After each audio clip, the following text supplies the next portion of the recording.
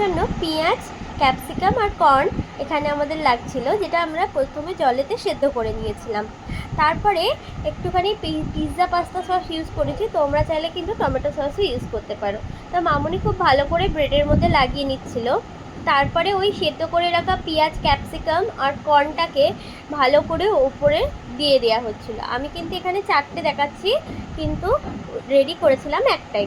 তো তারপরে এর মধ্যে ওই সেদ্ধ করে রাখা কর্নগুলোকেও খুব ভালো করে দিয়ে দেবো ওপর দিয়ে।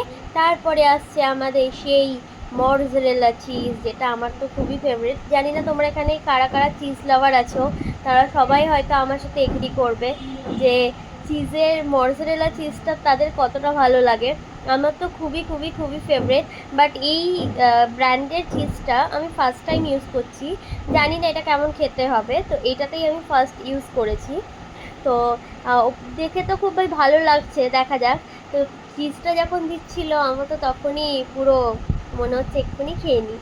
তো যাই হোক, চিজটা দেওয়া হয়ে গেলে তারপরে চাটুতে কিন্তু তেলটা গরম করে আমরা কিন্তু এই ব্রেডটাকে দিয়ে একটুখানি ঢাকা দিয়ে রেখে দেবো, যাতে চিজটা একটু মেল্ট হয়ে যায়, তাহলে কিন্তু রেডি হয়ে যাবে আমাদের। হ্যাঁ, ওপর দিয়ে অরিগ্যানো আর চিলি ফ্লেক্স দিয়ে দিয়েছিল টেস্টটাকে আরও ভালো করার জন্য। তো ব্যাস, এবার চাটুতে দিয়ে একটুখানি চাপা দিয়ে রেখে দিলে ব্যাস আমাদের রেডি ব্রেড পিৎজা।